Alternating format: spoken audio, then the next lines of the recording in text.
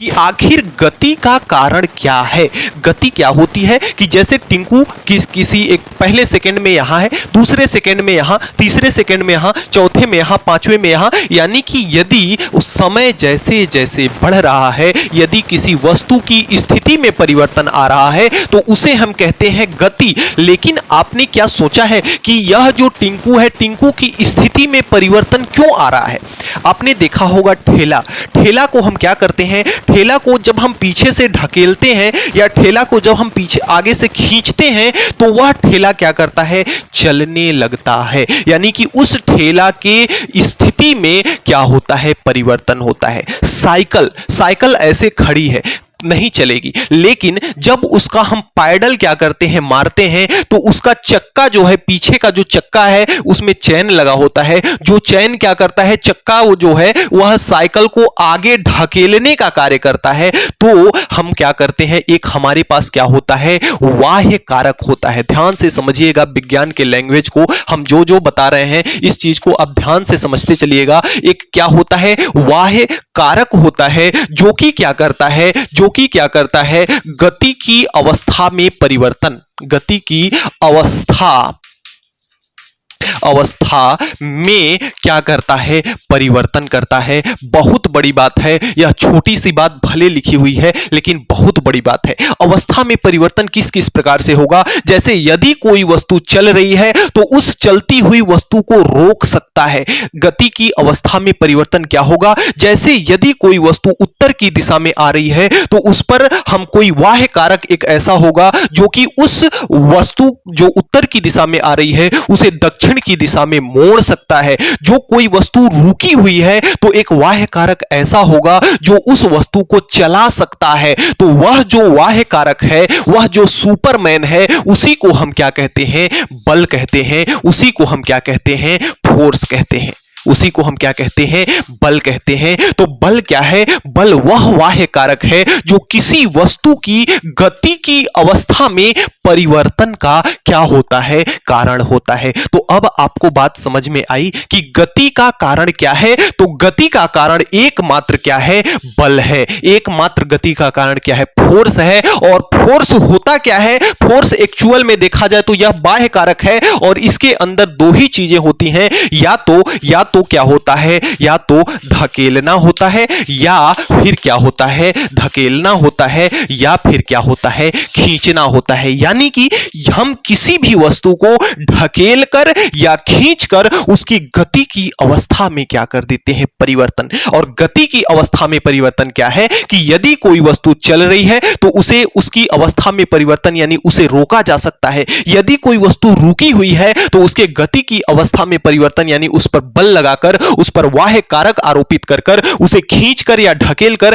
क्या किया जा सकता है, उसको चलाया जा सकता है। और यदि कोई वस्तु एक निश्चित दिशा में चल रही है तो उसकी दिशा को परिवर्तित कर दिया जाता है। तो बल की परिभाषा आप एक लाइन में सिंपल सी भाषा में याद रखिएगा कि सबसे पहले बल क्या है, बाह्य कारक। बाह्य कारक कैसे है भाई, देखिए, अगर कोई वस्तु चल रही है, अगर आपकी साइकिल चल रही है तो साइकिल के अंदर ही ऊर्जा नहीं होती, उसे हम बाहर से ऊर्जा देते हैं। उसके पैडल को हम बाहर से बल लगाकर उस पैडल को चलाते हैं। यानी कि जो भी हम उस पैडल को ढकेलते हैं या खींचते हैं तो हम उसको कहां से करते हैं, बाहर से करते हैं। इसलिए जो बल है वह क्या है, बाह्य कारक है। तो बल वह बाह्य कारक है जो किसी वस्तु को ढकेल कर या खींच कर उसकी गति की अवस्था में क्या कर देता है, परिवर्तन कर देता है। तो बल की परिभाषा एक लाइन में कि बल वह बाह्य कारक है जो किसी भी वस्तु की अवस्था में, जो किसी भी वस्तु की गति की अवस्था में परिवर्तन के लिए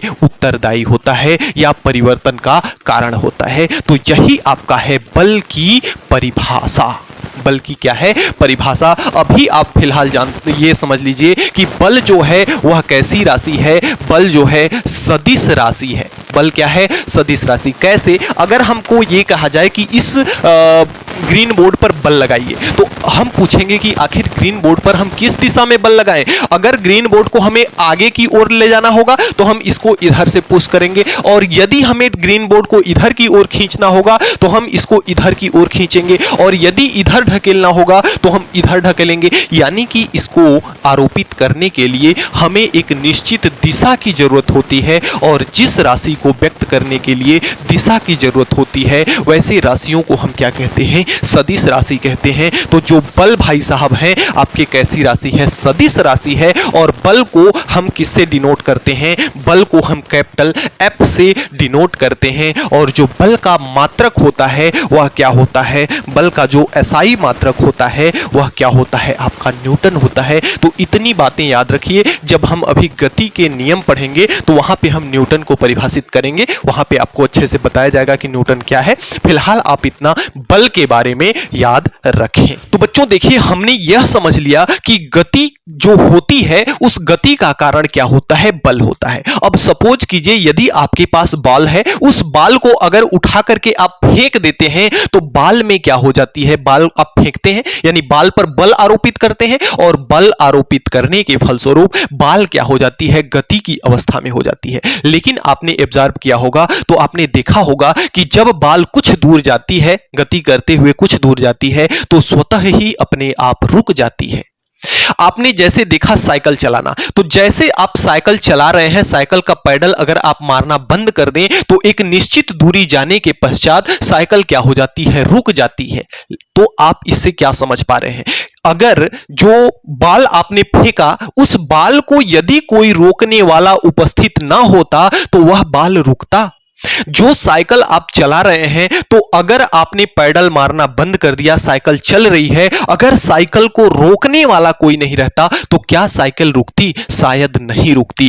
तो मतलब उस जो आपने उस बॉल पर बल आरोपित किया, जो आपने उस साइकिल के पैडल पर बल आरोपित किया, उस बल का विरोध करने वाला कोई है। जैसे सपोज कीजिए कि आप अपने घर गांव में या अपने आप में आप बहुत सारा उन्नति कर रहे हैं, आप उन्नति के मार्ग पर अग्रसर हैं, तो आप देखेंगे कि घर गांव समाज में 2 4 10 लोग जरूर होंगे जो कि आपके उस उन्नति से जलेंगे, उस उन्नति का विरोध करेंगे, यानी आपको आगे जाने से रोकेंगे। तो संसार का प्रत्येक कोई भी क्षेत्र ले लीजिए, आपको रोकने वाले जरूर मिलेंगे, आपको कोई न कोई विरोध करने वाले आपके जरूर मिलेंगे। तो यहां भी ठीक वही होता है जो कि विरोधी बल का भूमिका कौन निभाता है, आपका घर्षण बल निभाता है, फ्रिक्शन फोर्स निभाता है। कैसे निभाता है फ्रिक्शन फोर्स, सबसे पहले होता क्या है इस चीज को समझ लीजिए।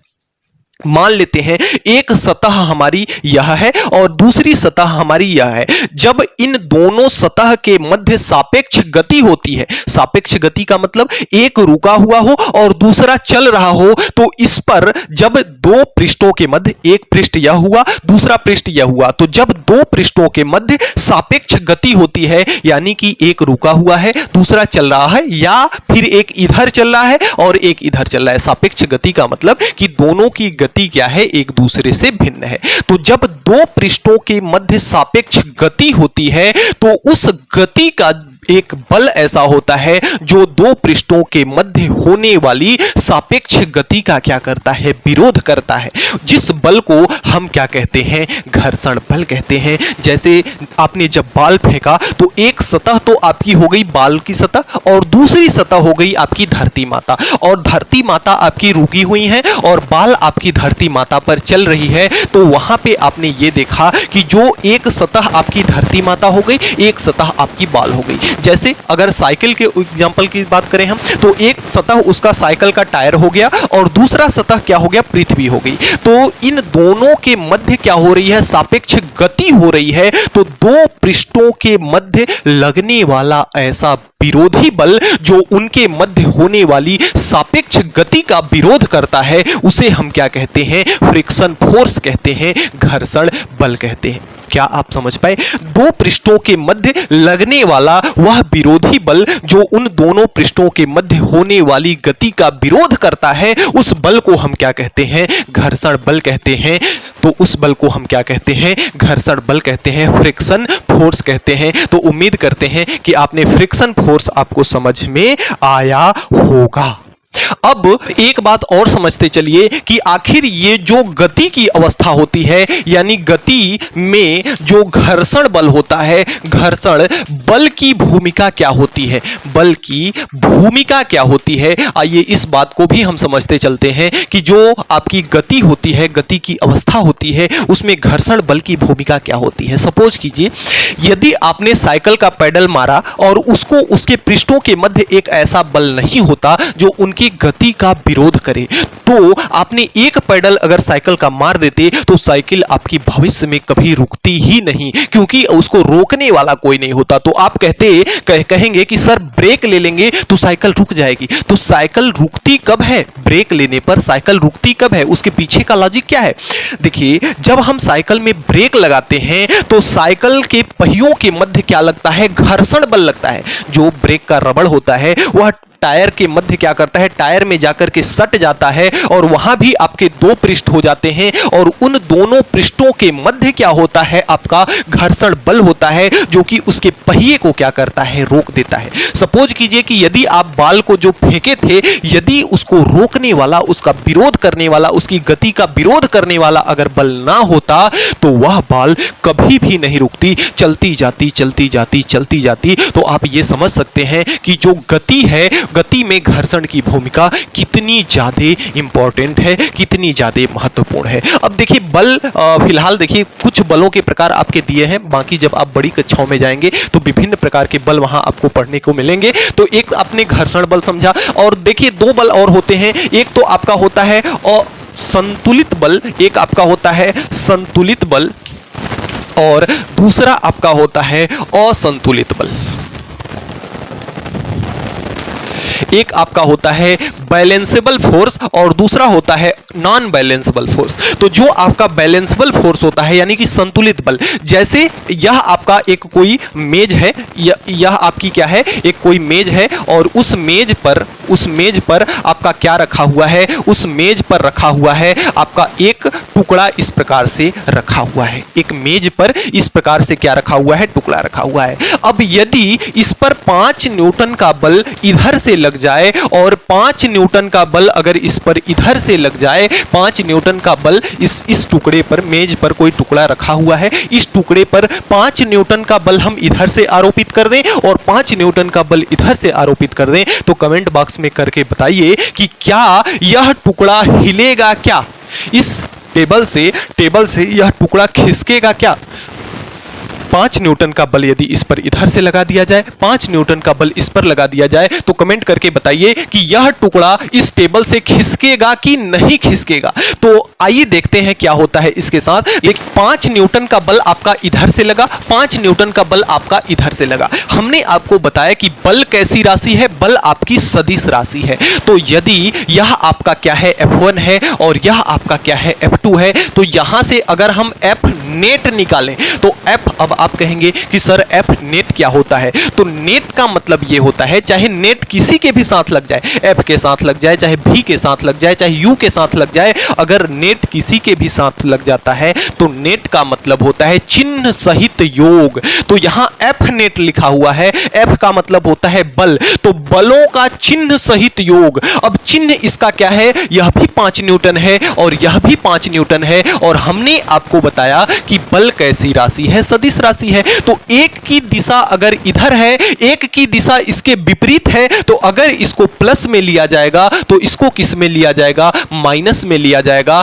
तो एक बल आपका कितना है? प्लस का 5 न्यूटन और दूसरा बल कितना है? माइनस का 5 न्यूटन। और इनको जब चिन्ह सहित, नेट का मतलब होता है चिन्ह सहित योग, तो इनको जब चिन्ह के साथ जोड़ा जाएगा तो कितना आ जाएगा? 0 आ जाएगा। तो अब आइए हम परिभाषित करते हैं संतुलित बल को। ऐसा बल, संतुलित बल क्या होता है? ऐसा बल जिनका नेट निकालने पर या जिनको चिन्ह सहित जोड़ने पर उसका परिणामी क्या आता है? शून्य आता है, वह क्या कहलाता है? आपका संतुलित बल कहलाता है। तो ऐसा बल जिसका नेट क्या होता है? शून्य के बराबर होता है, जिसका नेट क्या होता है या जिसका परिणामी क्या होता है? शून्य के बराबर होता है, संतुलित बल कहलाता है। इसके विपरीत यदि इधर से 5 न्यूटन का बल आरोपित किया जाए और इधर से आपकी 10 न्यूटन का बल आरोपित किया जाए तो वस्तु क्या होगी, इधर की ओर क्या होने लगेगी, खिसकने लगेगी। क्यों खिसकेगी, क्योंकि यहां से जब एफ नेट निकालेंगे तो यह प्लस का 5 न्यूटन है,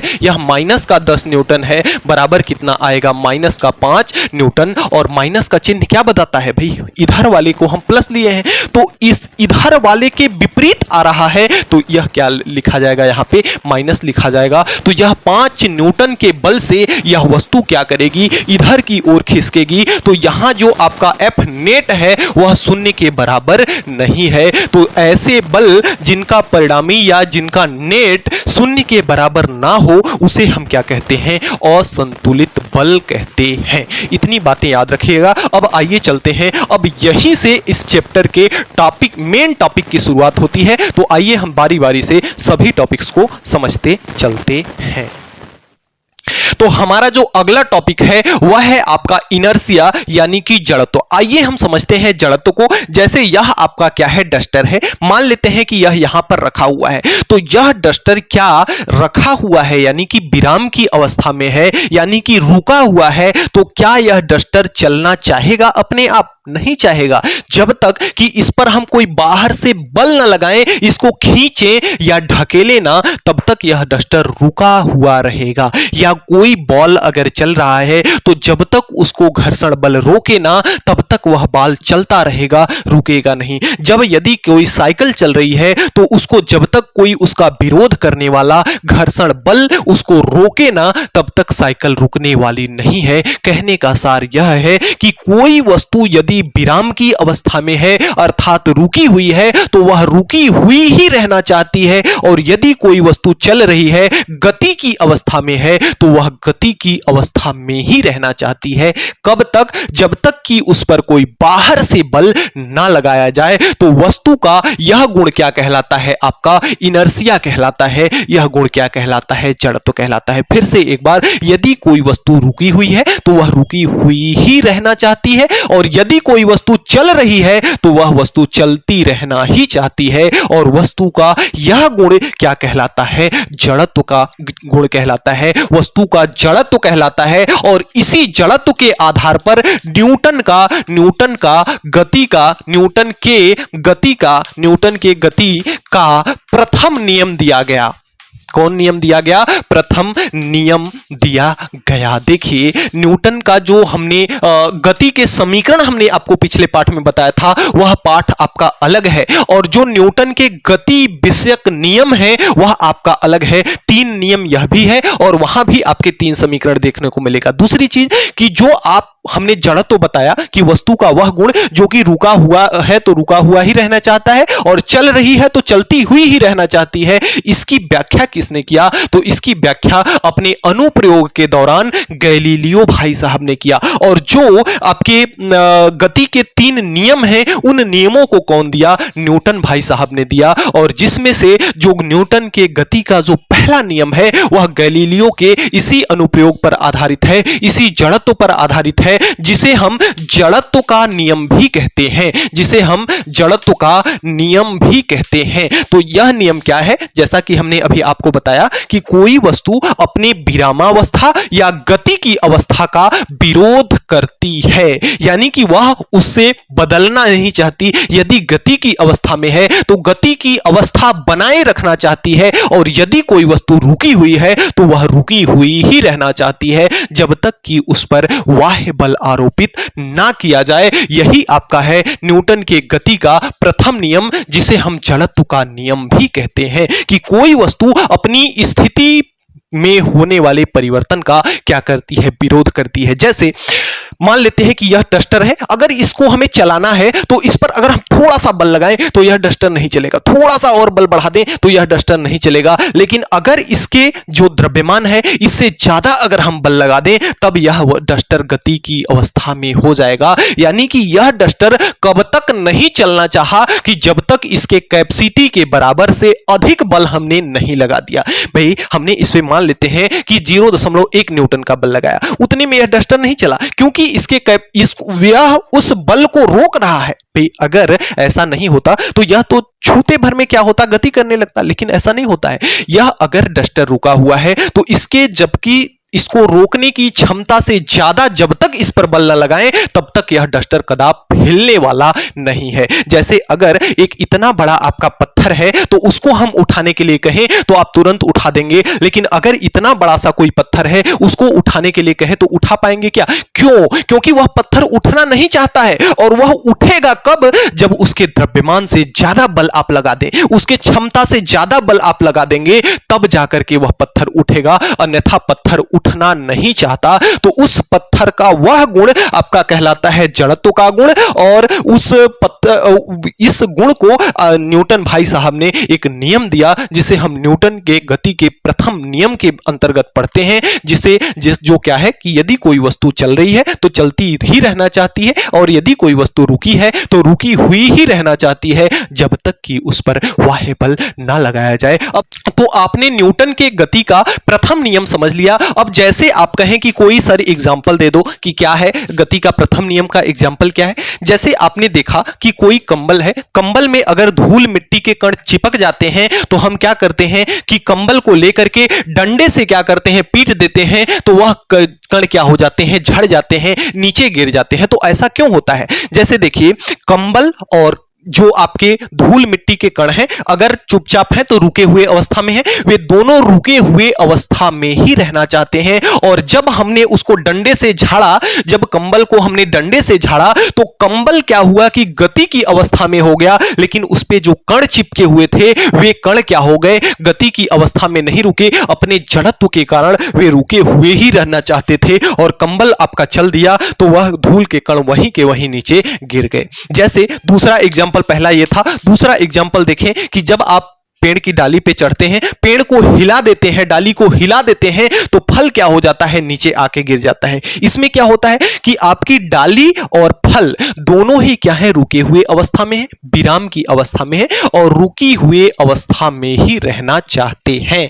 किसके कारण? जड़त्व के कारण। और जब हम पहुंचते हैं और डाली को हिला देते हैं तो डाली तो अचानक से गति कर देती है और फल वहीं का वहीं रुका हुआ रह जाता है, जिससे फल डाली से टूट करके अलग हो जाता है और धड़ाम से कहां आ जाता है, नीचे की ओर क्या हो जाता है, गति कर देता है। तो यह आपके दो प्यारे प्यारे एग्जाम्पल थे। जैसे एक एग्जाम्पल और देख लें कि जैसे आप बस में यात्रा कर रहे हैं और जब बस अचानक से चलती है तो आपको पीछे की तरफ धक्का लगता है, या जब बस रुकती है तो आप आगे की तरफ क्या होते हैं, झुक जाते हैं। तो देखिए, यदि बस चल रही है तो आपका शरीर भी उसमें आप बैठे हुए हैं, तो आपका शरीर भी उसके साथ साथ क्या हो रहा है, चल रहा है। लेकिन जैसे ही बस ने ब्रेक मारा तो बस तो रुक गई, लेकिन आपका शरीर जड़त्व के कारण रुकना नहीं चाहता, इसलिए बस तो रुक गई और आप धड़ाक से क्या होते हैं, आगे की ओर झुक जाते हैं। और जब बस चलती है तो बस और आप दोनों क्या है, रुके हुए अवस्था में हैं, और रुके हुए रहना भी चाहते हैं। किसके कारण? इनर्शिया के कारण, जड़त्व के कारण। जब बस अचानक चली तो बस ने तो गति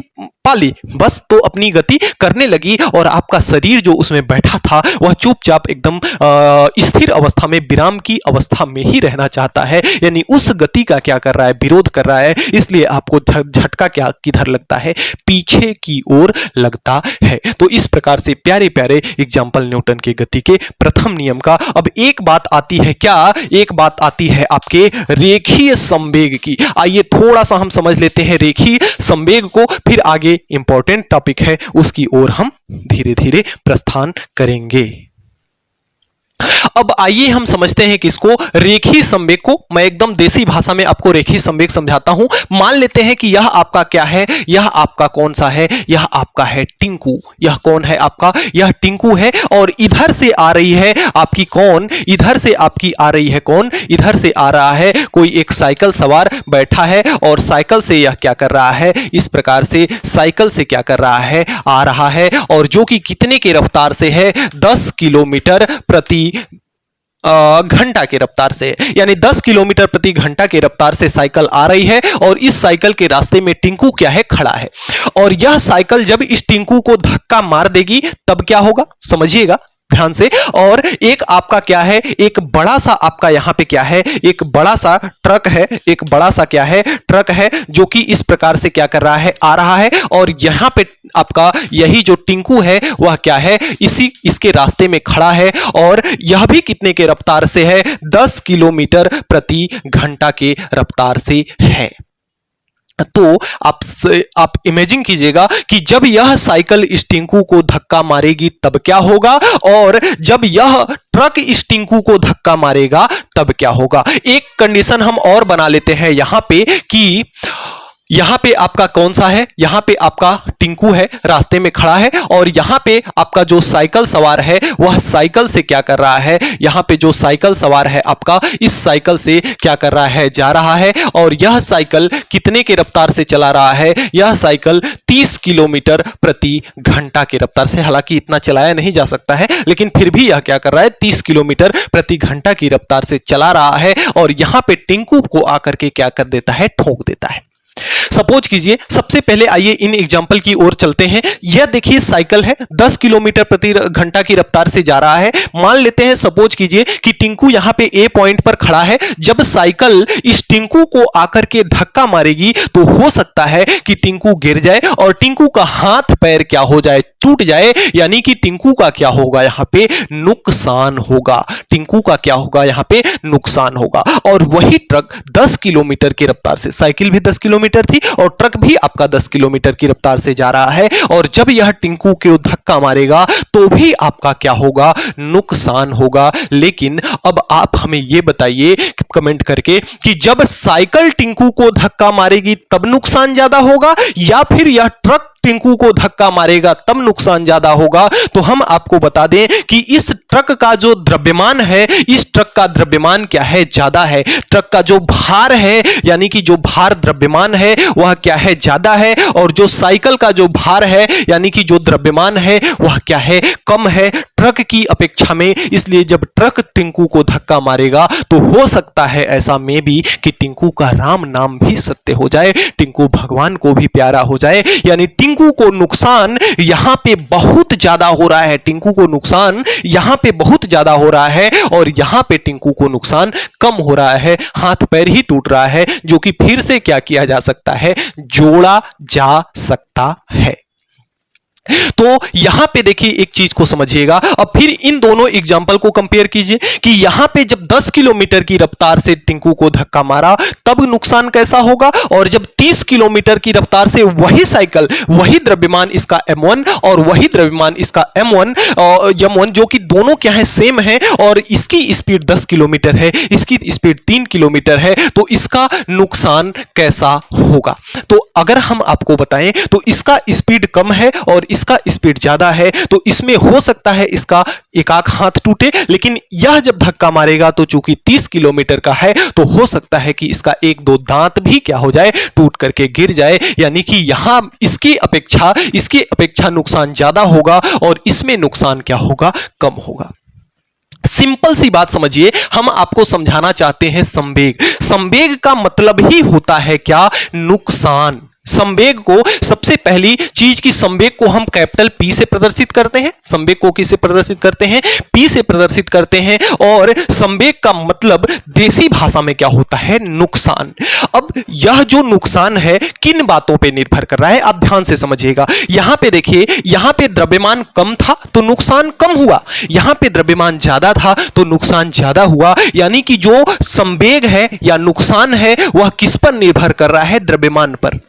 और जो यहां पर इसका वेग जो था वह क्या था, कम था, और इसका वेग जो है क्या है, ज्यादा है, इसलिए भी यहां पे नुकसान कम हुआ और यहां पे नुकसान क्या हुआ, ज्यादा हुआ। तो दूसरी बात, जो नुकसान है, जो संवेग है, किस पर निर्भर करता है, भी पर निर्भर करता है। यानी संवेग दो चीजों पर निर्भर करता है, एक तो आपका m और दूसरा आपका v। तो संवेग p बराबर होता है m × v, P बराबर mv। संवेग P बराबर क्या होता है, mv, जहां पे द्रव्यमान का मात्रक क्या होता है, किलोग्राम होता है, और वेग का मात्रक होता है मीटर बटे सेकेंड। तो जो आपका संवेग का मात्रक हो जाएगा वह हो जाएगा किलोग्राम इंटू मीटर बटे सेकेंड, या किलोग्राम इंटू मीटर प्रति सेकेंड क्या हो जाएगा, संवेग का मात्रक हो जाएगा। तो यहां से आपने ये समझा कि जो संवेग है दो चीजों पर निर्भर करता है, एक तो द्रव्यमान और दूसरा क्या, वेग। और द्रव्यमान और वेग का गुणनफल ही क्या कहलाता है, आपका संवेग कहलाता है। विज्ञान की भाषा अगर देखा जाए तो द्रव्यमान और वेग का गुणनफल ही क्या है, आपका संवेग है। देखिए, मैं चाहता तो आपको इतना ही समझा देता, लेकिन मैं ये चाहता हूं कि किसी भी टॉपिक को आप एकदम दिल से फील कर सको, कि आखिर आप समझ सको कि संवेग क्या है। तो संवेग का मतलब होता है नुकसान, जो कि किसके बराबर होता है, द्रव्यमान और वेग का गुणनफल के बराबर होता है। तो द्रव्यमान और वेग के गुणनफल को हम क्या कहते हैं, संवेग कहते हैं। अगर हमें संवेग का मात्रक निकालना हो तो द्रव्यमान का मात्रक किलोग्राम और वेग का मात्रक मीटर बटे सेकेंड, तो किलोग्राम इंटू मीटर बटे सेकेंड किसका मात्रक हो जाएगा, संवेग का मात्रक हो जाएगा। तो इस चीज को आप नोट कीजिए जल्दी से। फिर हम चलते हैं न्यूटन के गति के दूसरे नियम पर। तो अगले क्रम में जो हमारा नेक्स्ट टॉपिक है वह है न्यूटन के गति का द्वितीय नियम, यानी कि सेकेंड लॉ ऑफ मोशन। आइए समझते हैं हम सेकेंड लॉ ऑफ मोशन क्या है। एक स्टेटमेंट हमने यहां पे लिखा है जिसे आप ध्यान से समझिएगा। स्टेटमेंट तो है एक लाइन का, लेकिन है इसमें रहस्य बहुत छिपा हुआ। आइए हम इसको समझाते हैं आपको। कह रहा है किसी वस्तु के संवेग परिवर्तन की दर उस पर लगने वाले असंतुलित बल के क्या होता है, समानुपाती होता है या अनुक्रमानुपाती होता है। अब इसका मतलब क्या है समझिएगा। किसी वस्तु के संवेग परिवर्तन की दर, देखिए जो बच्चा हमारे वीडियो को शुरू से देखता हुआ आ रहा है, चैप्टर 1 से देखता हुआ आ रहा है, उसको किसी भी प्रकार की कोई दिक्कत नहीं होगी। एक अच्छा विद्यार्थी वही है जो पिछली बताई गई बातों को क्या करता है, याद रखता है। तो यदि आपको याद हो तो हमने आपको बताया था कि जहां पे लिखा हो की दर, तो उसका मतलब यह होता है कि हमें उससे क्या करना है, समय से भाग देना है। की दर का मतलब होता है कि हमें समय से भाग देना है। दूसरी चीज कि जहां पे हमने बताया था कि जहां पे लिखा हो परिवर्तन, परिवर्तन का मतलब होता है अंतिम माइनस प्रारंभिक। परिवर्तन का मतलब अंतिम माइनस प्रारंभिक, और की दर का मतलब होता है भाग देना। तो किसके परिवर्तन की दर है, संवेग परिवर्तन की दर। तो हमने यहां पे मान लिया कि प्रारंभिक संवेग, जो प्रारंभिक संवेग है, प्रारंभिक संवेग कितना है, P1 है। प्रारंभिक संवेग P1 है और अंतिम संवेग कितना है, अंतिम संवेग कितना है, अंतिम संवेग कितना है, P2 है। अंतिम संवेग कितना है, P2 है। उसी प्रकार से अब आइए हम समझते हैं संवेग परिवर्तन। परिवर्तन का मतलब अंतिम माइनस प्रारंभिक, तो अंतिम कितना है आपका P2 है, अंतिम कितना है P2 है, और प्रारंभिक कितना है, P1 है। तो संवेग परिवर्तन हमने लिख लिया। की दर, की दर का मतलब इससे समय से क्या करना है, भाग देना है। तो समय से हमने क्या कर दिया, भाग दे दिया। और यहां पे अनुक्रमानुपाती का चिन्ह है, अनुक्रमानुपाती। और असंतुलित बल, बल को हम किससे प्रदर्शित करते हैं, कैपिटल F से प्रदर्शित करते हैं। तो यही कह रहा है ना कि संवेग परिवर्तन की दर क्या होता है, उस संवेग परिवर्तन की दर उस पर लगने वाले असंतुलित बल के क्या होता है, अनुक्रमानुपाती होता है। अगर P1 का मान निकालें तो देखिए किसी वस्तु का द्रव्यमान तो बदलेगा नहीं, द्रव्यमान तो वही रहेगा। और भाई अगर हम चाहे कितना भी स्पीड से चल लें, चाहे 10 की स्पीड से चलें, चाहे 20 के स्पीड से चलें, चाहे 30 के स्पीड से चलें, क्या हमारा वेट बदल जाएगा, क्या द्रव्यमान बदल जाएगा, क्या नहीं बदलेगा। तो इसके लिए भी m का मान वही रहेगा और P2 के लिए भी m का मान वही रहेगा। लेकिन बदलेगा क्या, P1 के लिए v का मान बदल जाएगा, m इंटू V1 हो जाएगा, या m इंटू प्रारंभिक है तो इसलिए प्रारंभिक के लिए u कर लेते हैं, यानी mu, और अंतिम के लिए हम क्या कर लेते हैं, v कर लेते हैं। तो इसमें वेग बदलेगा लेकिन द्रव्यमान आपका नहीं बदलेगा। अब P2 का मान कितना है, m इंटू v, तो P2 के जगह पे हम क्या रख लिए, mv, और माइनस का P1 के जगह पे क्या रख लिए हम, P1 के जगह पे हम क्या रख लिए, mu, और बटे में क्या है आपका t। और यह अनुक्रमानुपाती का चिन्ह जब हटेगा तो एक नियतांक आएगा k, और इंटू में क्या हो जाएगा यहां पे, सॉरी k आपका इधर आएगा,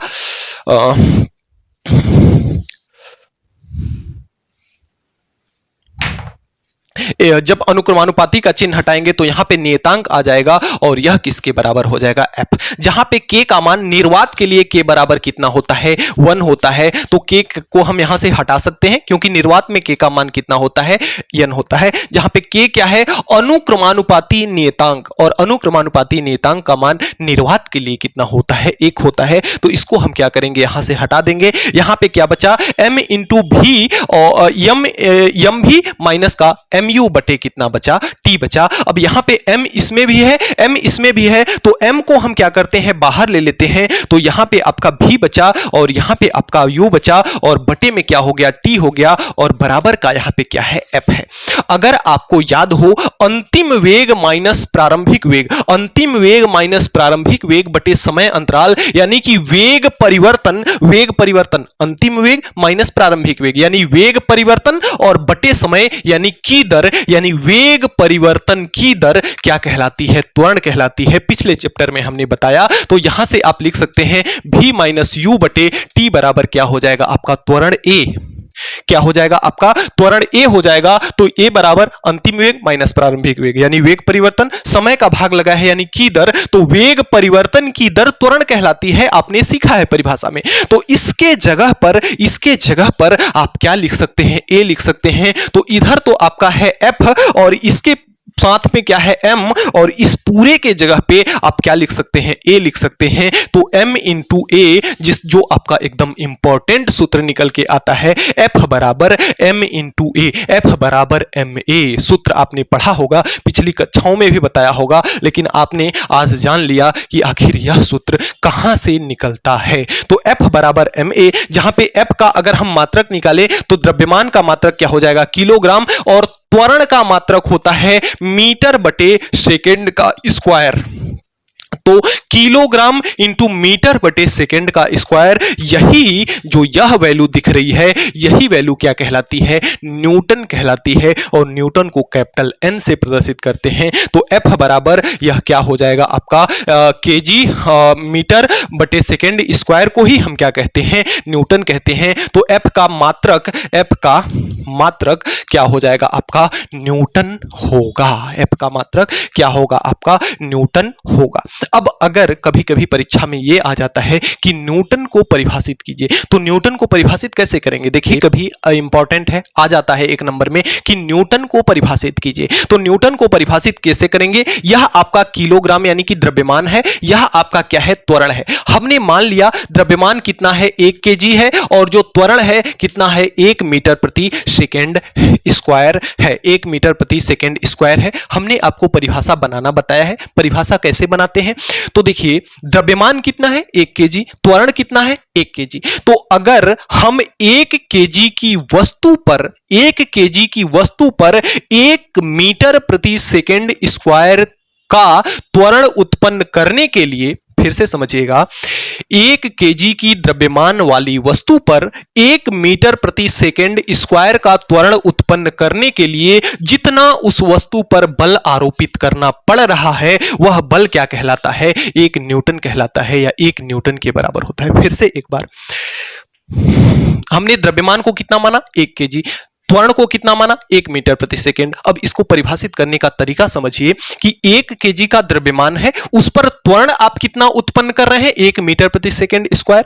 तो 1 केजी द्रव्यमान वाली वस्तु पर 1 मीटर प्रति सेकेंड स्क्वायर का त्वरण उत्पन्न करने के लिए जितना बल आरोपित करना पड़ रहा है, वह क्या कहलाता है, 1 न्यूटन कहलाता है, या वह बल 1 न्यूटन के बराबर होता है। तो इस प्रकार से आप न्यूटन को परिभाषित कर सकते। अब आइए देख लेते हैं थोड़ा सा 1-2 सवाल जो कि आपके गति के दूसरे नियम पर आधारित है, जो कि इंपॉर्टेंट है, सवाल को भी आपको लगाना जरूरी है। इसमें देखिए आपका जो उदाहरण है स्क्रीन पर आ रहा है, जिसमें दिया हुआ है द्रव्यमान, जिस वस्तु का द्रव्यमान कितना दिया हुआ है, 3 केजी दिया हुआ है, और वस्तु का जो प्रारंभिक वेग है, प्रारंभ में वेग है, वह कितना है, 2 मीटर प्रति सेकेंड।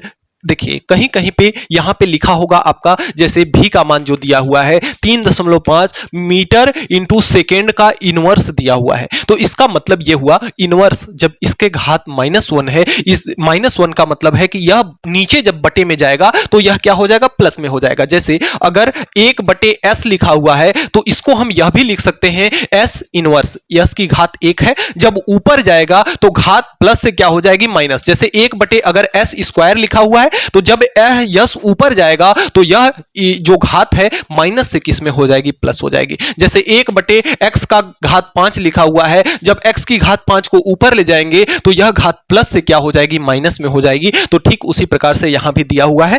तो आगे कह रहा है और t कितना है आपका 2 सेकेंड है, t आपका कितना है 2 सेकेंड है। तो इस पर आरोपित बल का मान आपको क्या करना है, बल F का मान आपको क्या करना है, ज्ञात करना है। आप जानते हैं अभी अभी हमने सिद्ध भी किया, F बराबर क्या होता है, जो संवेग परिवर्तन की दर यानी कि P2 माइनस का P1 बटे क्या होता है, T होता है। संवेग परिवर्तन की दर उस पर लगने वाले बल के क्या होता है, बराबर होता है या समानुपाती होता है। अब यहां से देखिए P2 का मान क्या हो जाएगा, m इंटू क्या हो जाएगा, प्रारंभिक वेग अंतिम वेग, P2 अंतिम है, और माइनस यह क्या हो जाएगा, प्रारंभिक यानी u आ जाएगा, और बटे में क्या हो जाएगा T। अब सबका मान हमारे पास दिया हुआ है, रख देते हैं। m का मान कितना दिया है 3 kg, तो m के जगह पे 3, v का मान कितना है, v का मान 3.5 है, तो यह आपका हो जाएगा 3.5, और माइनस का इसको एक बार में कर लेते हैं, कोई जरूरत नहीं है बार बार करने का।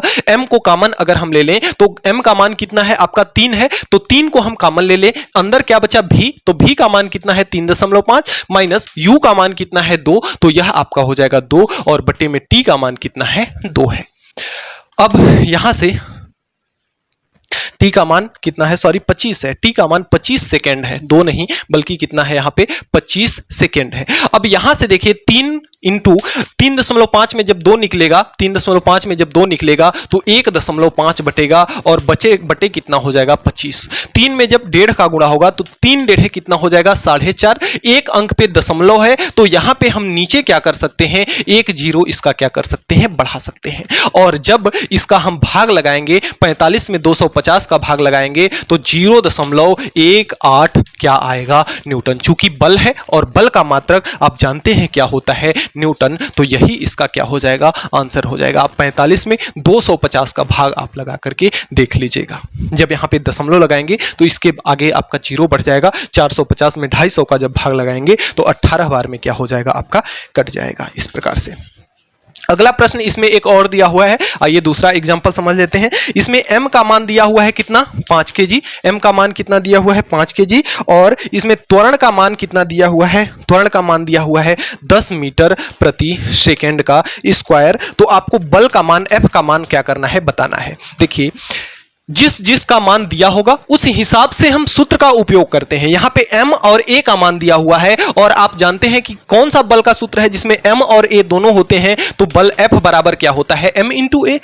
तो F बराबर क्या हो जाएगा, m का मान 5 है और a का मान 10 है, तो यह 5 इंटू 10 यानी कि 50, और जो बल का मात्रक होता है वह क्या होता है, न्यूटन। तो यही इसका क्या हो जाएगा, आंसर। तो प्यारे बच्चों, इस प्रकार से आप सवालों को भी बारी बारी से हल कर सकते हैं। अब आइए चलते हैं आपके नेक्स्ट टॉपिक की ओर। गति के दूसरे नियम को हमने पढ़ा, जिसमें आपने समझा कि संवेग परिवर्तन की दर जो होती है उस पर लगने वाले बल के बराबर होती है या लगने वाले बल के समानुपाती होती है। अब आप ये कहेंगे कि सर एक एग्जाम्पल इसका दे दो, तो एग्जाम्पल क्या होगा कि जैसे अगर आप किसी छत से अगर नॉर्मल फर्श पर दौड़ते हैं तो आपके पैरों में चोट ज्यादा लगती है, और जबकि वही उसी छत से आप अगर गद्दे पे दौड़ते हैं तो आपके पैरों पे चोट ज्यादा लगती है, कम लगती है। ऐसा क्यों होता है? देखिए होता यह है कि आपने पढ़ा संवेग परिवर्तन की दर लगने वाले बल की क्या होती है, समानुपाती होती है। अगर संवेग परिवर्तन की जो दर है वह अगर आपकी ज्यादा है तो आपको चोट ज्यादा लगेगी, क्योंकि बल वह आप पर ज्यादा लगाएगा,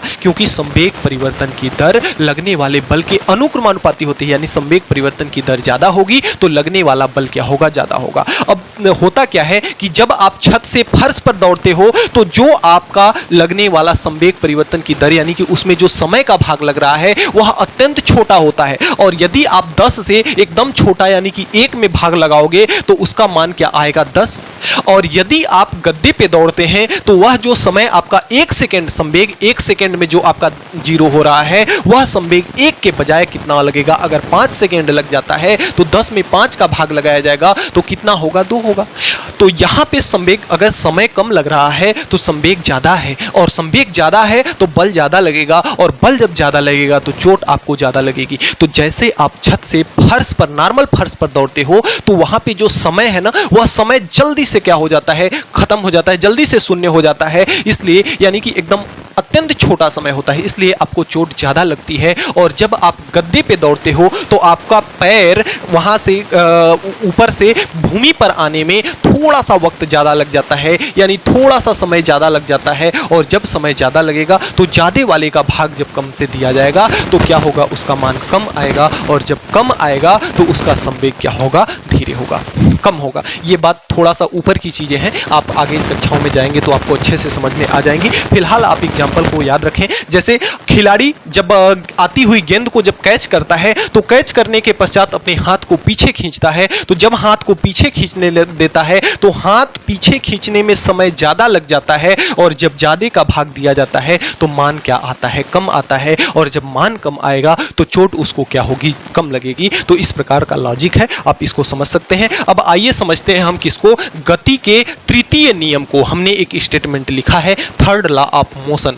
थर्ड लॉ ऑफ मोशन कहता है कि प्रत्येक क्रिया की हर एक क्रिया की क्या होती है, प्रतिक्रिया होती है। हर एक क्रिया की प्रतिक्रिया होती है। और वह प्रतिक्रिया कैसी होती है, बराबर किंतु दिशा में विपरीत। बराबर किंतु दिशा में क्या होती है, बराबर किंतु दिशा में क्या होती है, दिशा में विपरीत होती है। इसका मतलब क्या है, जैसे यदि आपने टिंकू को 5 न्यूटन के बल से झापड़ मारा तो टिंकू भी आपको 5 न्यूटन के बल से तुरंत से क्या करेगा, आपका सूद समेत वापस कर देगा, रिटर्न कर देगा, आपको भी तड़ाक से एक पड़ाका लगा देगा। अब इसका मतलब क्या है कि जैसे अगर आप किसी भी वस्तु पर बल लगाते हैं तो वह भी वस्तु आप पर बल लगाती है। यदि आप क्रिया करते हैं तो वह वस्तु प्रतिक्रिया देती है, और कितना, उस क्रिया के बराबर किंतु दिशा में विपरीत। जैसे सपोज कीजिए हमारे पृथ्वी पर चल पाना, हमारे द्वारा पृथ्वी पर चल पाना, हम जैसे पृथ्वी पर अपना पैर रखते हैं तो पृथ्वी को अपने पैर से ढकेलते हैं, बदले उसको पृथ्वी क्या करती है, पृथ्वी भी हमारे ऊपर उतना ही मात्रा में क्या करती है, बल लगाती है। यानी पृथ्वी को जिस बल के ताकत से हम क्या करते हैं, उसको ढकेलते हैं, ठीक उतना ही बल पृथ्वी हमारे ऊपर लगाती है और हमारा पैर स्थिर रह पाता है। दलदल में आपने देखा होगा कि जब आप पैर रखते हैं तो पैर आपका नीचे चल जाता है। क्यों? क्योंकि दलदल, आप जितना उस पर बल लगा रहे हैं उतना बल दलदल आप पे नहीं लगा पाता, इसलिए पैर आपका नीचे चला जाता है। लेकिन क्या जमीन, सिंपल जमीन पे आप चल रहे हैं तो जितना आप दम लगाते हैं, जितना आप पैर से ताकत लगाते हैं, उतना ही ताकत पृथ्वी लगा देती है, इसलिए आपका पैर नीचे नहीं धंसता है और आप क्या करते हैं, निरंतर चल पाते हैं। सपोज कीजिए यदि पृथ्वी ज्यादा बल लगा देती तब क्या होता, या कम बल लगाती तब क्या होता। तो अगर पृथ्वी ज्यादा बल लगाती तो हम जैसे पैर रखते हमें उठा करके क्या होता, पीछे की तरफ फेंक देती पृथ्वी। और यदि हमारे द्वारा लगाए गए बल से कम बल लगाती तो हमारा पैर नीचे की ओर क्या होता, धंस जाता। लेकिन ऐसा नहीं होता है, हमारा पैर ऊपर का ऊपर ही रह जाता है। यानी कि हम उस पर जितना बल लगा रहे हैं वह उतना ही बल हमारे ऊपर लगा रहा है। ग्रीन बोर्ड को अगर हम ढकेल रहे हैं तो जितने ताकत से हम ग्रीन बोर्ड को ढकेल रहे हैं, ग्रीन बोर्ड ठीक उतनी ही ताकत से हमें भी ढकेल रहा है। इसलिए यह ग्रीन बोर्ड ना आगे जा रहा है और ना पीछे जा रहा है। सपोज कीजिए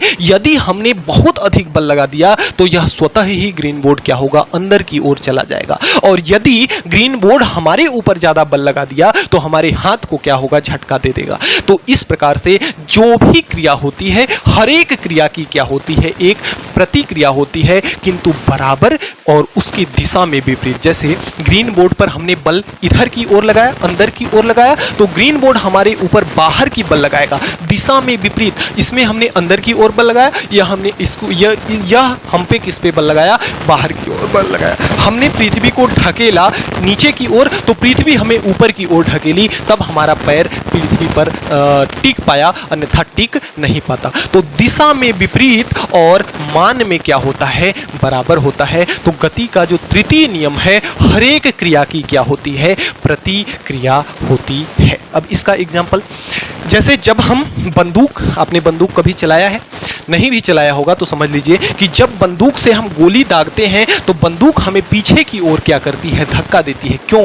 क्योंकि गोली जिस रफ्तार से आगे की ओर बढ़ी, ठीक उतनी ही रफ्तार से वह क्या की, पीछे की ओर धक्का दी। इसलिए हम बंदूक को तेजी से इसमें दबा करके तब चलाते हैं ताकि ऐसा झटका ना दे दे कि बंदूक हमारी क्या हो जाए, हम फेंका जाए, हमारे हाथ से गिर जाए और हमें झटका लग जाए, हम गिर जाएं। तो जितनी ताकत से गोली आगे की ओर वेग बढ़ती है, ठीक उतने ही वेग से पीछे की ओर क्या करती है, धक्का देती है। इस कारण जब हम गोली को दागते हैं तो गोली हमें पीछे की ओर, बंदूक हमें क्या करती है, धक्का देती है। इसका एक क्या है, एग्जाम्पल है। हमारे द्वारा पृथ्वी पर चल पाना, यह किसका एग्जाम्पल है, गति के तृतीय नियम का एग्जाम्पल है। अब एक टॉपिक इसका और रह गया। अब हमारा जो अगला टॉपिक है, संवेग संरक्षण का नियम, law of conservation of momentum. अब देखिए इसमें क्या होता है कि दो हमारे पास वस्तु है, एक वस्तु हमारी यह है जिसका द्रव्यमान ma है और दूसरी वस्तु हमारे पास ये है जिसका द्रव्यमान क्या है, mb है। दोनों इस दिशा में क्या हो रही हैं, दौड़ रही हैं, जिससे इसका प्रारंभिक वेग जो है ua है और इसका प्रारंभिक वेग क्या है, ub है। थोड़े समय पश्चात यह वस्तु जब आगे की ओर बढ़ती है, इनके मध्य क्या हो जाता है, टक्कर हो जाता है। भाई इनके वेग में क्या है, अंतर है। अंतर होने के कारण ये दोनों वस्तु आगे की ओर तो चल रही हैं, लेकिन कुछ समय पश्चात मान लेते हैं कि यहां से यहां तक जाने में कितना समय लगा, t समय लगा, और t समय पश्चात इन दोनों के मध्य क्या हो जाता है, टक्कर हो जाता है। यह आपकी क्या है, ma है और यह आपकी वस्तु कौन सी है, mb है। इन दोनों के मध्य टक्कर हो जाता है और टक्कर के पश्चात फिर से ये वस्तु जो ma है वह इस दिशा में चल जाती है और mb जो है वह इस दिशा में क्या होती है, चल जाती है। लेकिन टक्कर के पश्चात द्रव्यमान तो बदलेगा नहीं। बदलेगा क्या, इसका जो वेग ua था, ua से इसका द्रव्यमान कितना हो गया, va हो गया, और इसका जो द्रव्यमान ub था, ub से कितना हो गया, यह vb हो गया। अब हमको यह साबित करना है कि द्रव्यमान जो आपका संवेग होता है, संवेग क्या होता है, संरक्षित होता है। ना तो कहीं पे संवेग अपने आप उत्पन्न होता है और ना ही कहीं पे संवेग अपने आप नष्ट होता है। यह चीज हमें क्या करना है, सिद्ध करना है, और यही होता है आपके संवेग संरक्षण का नियम। अब अगर यहां पे हम गति का तृतीय नियम लगाएं, तो गति का तृतीय नियम यहां से अगर लगाएं तो गति का तृतीय नियम क्या करता है कि हर एक क्रिया की प्रतिक्रिया होती है बराबर किंतु दिशा में विपरीत। तो जो यहां पर ये टक्कर हुआ ना, जो यहां पर टक्कर हुआ ना, तो यह इस टक्कर में क्या हुआ, इस पर एक बल इधर की ओर mb ने लगाया और एक बल इस पर इधर की ओर ma ने लगाया। जो बल इससे इधर की ओर लगा, यानी जो बल mb द्वारा ma पर जो लगाया गया उसे हम fba से प्रदर्शित करते हैं। जो बल इधर से इधर यानी ma से mb पर लगाया गया उसे हम किससे प्रदर्शित करते हैं, fab से प्रदर्शित करते हैं। तो अब कह रहा है गति का तृतीय नियम अगर हम देखें तो यहां पे जो टक्कर हो रही है, तो यह अगर इस पर बल लगा रहा है तो हर एक क्रिया की प्रतिक्रिया होती है। यह अगर इस पर बल लगाएगा तो प्रतिक्रिया के रूप में यह भी इस पर बल लगाएगा और दोनों बल क्या होंगे, एक दूसरे के दिशा में विपरीत किंतु होंगे बराबर। यानी कि जो FAB है वह बराबर होगा FBA के, किंतु दिशा में होगा विपरीत, इसलिए इसमें क्या लग जाएगा, आपका माइनस लग जाएगा। आप जानते हैं संवेग संरक्षण के नियम पे यहां से अगर इस बल को हम लिखें, इस बल को लिखें तो बल का जो फार्मूला होता है वह होता है m इंटू अंतिम वेग माइनस प्रारंभिक वेग बटे क्या होता है, समय। अब यह a द्वारा b पर आरोपित बल है तो इसमें a लगा रहा है बल, तो a का द्रव्यमान कितना है, ma है, और a का प्रारंभिक वेग कितना है, प्रारंभिक वेग ua है, और अंतिम वेग कितना है, अंतिम वेग कितना है, va है। ठीक है, ठीक उसी प्रकार इसको अब जब लगा देंगे हम तो यहाँ पे आपका माइनस चिन्ह है और यह आपका हो जाएगा m। b द्वारा a पर आरोपित बल है तो b का द्रव्यमान कितना है, mb है, और इनटू में यह कितना हो जाएगा आपका vb माइनस ub, और बटे में कितना हो जाएगा आपका t हो जाएगा। t से t आपका कट जाएगा, सेम पोजीशन पे है। ma का गुणा mva में होगा तो यह हो जाएगा ma इंटू क्या हो जाएगा आपका va, माइनस का चिन्ह है। फिर यहां से ma इंटू ua का गुणा होगा तो ua बराबर माइनस का चिन्ह को बदल देगा तो यह आपका हो जाएगा माइनस का mb के साथ में क्या है आपका vb है, यह माइनस का क्या हो जाएगा प्लस, क्योंकि माइनस यहाँ है तो यह प्लस का क्या हो जाएगा mb इंटू ub। अब करते क्या है कि बी वाले माइनस वाले को बॉर्डर के इस पार ले आते हैं, इस वाले माइनस को बॉर्डर के उस पार ले जाते हैं। तो यहाँ आपका है एम ए इंटू भी ए, एम ए इंटू भी ए, इधर से माइनस वाला को इधर लाएंगे तो यह क्या हो जाएगा प्लस का एम बी इंटू भी बी बराबर, यहाँ पे आपका है ही m b into u b plus minus इधर जाएगा प्लस में हो जाएगा m a into u a, m a into u a. अब अगर इसको हम ध्यान से देखें तो यह क्या है एम ए इंटू भी ए, एम बी इंटू भी बी। अब अगर यहां से हम देखें तो भी ए इंटू भी बी है, यह क्या है टक्कर के पश्चात वेग आपका भी ए इंटू भी बी हो गया था, तो यह संवेग है एम के वेग के साथ संवेग का वेग के साथ जब द्रव्यमान का गुणा होता है तो क्या कहलाता है संवेग कहलाता है। द्रव्यमान और वेग का गुणनफल क्या होता है आपका संवेग होता है।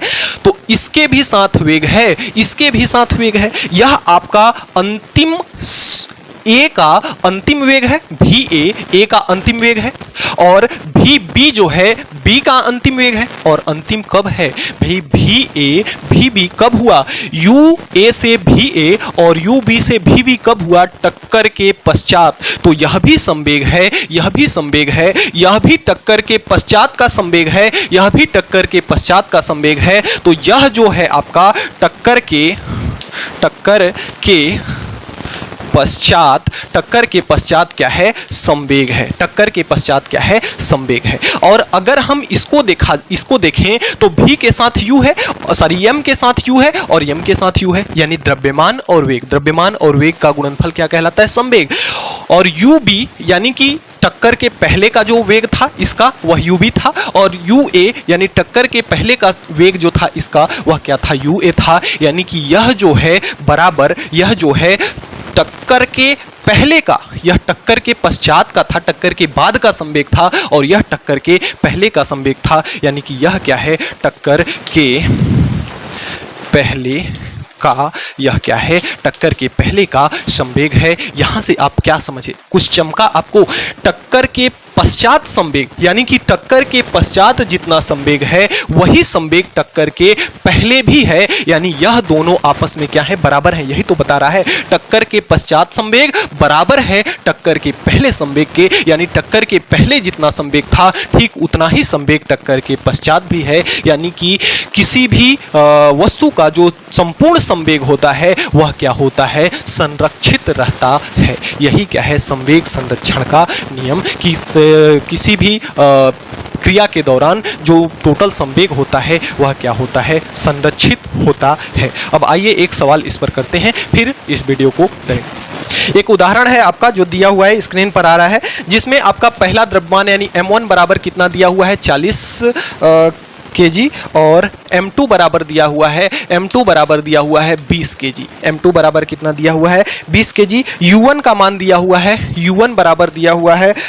10 मीटर प्रति सेकेंड, और आपका u2 यानी कि दूसरे का प्रारंभिक वेग जो दिया हुआ है कितना है 50 मीटर प्रति सेकेंड। कह रहा है कि दोनों एक दूसरे के क्या कर रहे हैं, दोनों एक दूसरे के विपरीत, यानी कि एक पिंड आपका इधर चल रहा है तो दूसरा जो पिंड है इधर की ओर चल रहा है, तो निश्चित तौर पर कुछ समय पश्चात इनमें क्या होगा टक्कर होगा। तो आपसे क्या पूछ रहा है, टकराने के पश्चात जो जोड़े चिपके होंगे उनका वेग आपको, यानी कि जो भी होगा वह भी का मान आपको क्या करना है बताना है। तो अभी अभी आपने एक सूत्र ड्राइव किया जो क्या था आपका m1 इंटू v1 और plus m2 into v2, A B या 1 2 हम लिख सकते हैं, उसके लिए कोई दिक्कत की बात नहीं है। और यह किसके बराबर होगा m1 into U one plus m2 into यू2।